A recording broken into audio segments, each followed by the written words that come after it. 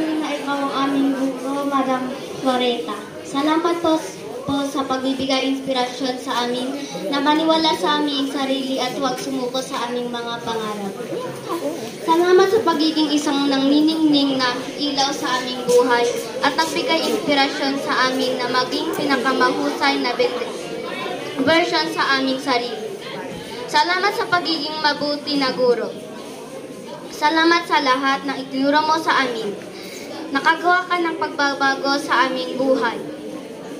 Ang iyong patnubay ay humubog sa aming kinabukasan. Oras na para magpaalam at hindi kami makapaniwala ng dito na ang wakas. Nalulungkot kaming makita kang umalis.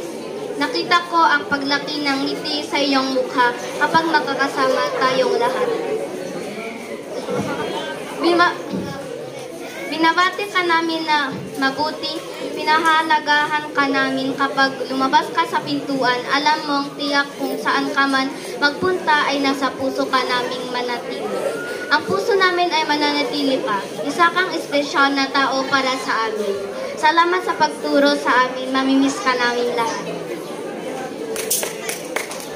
Thank you.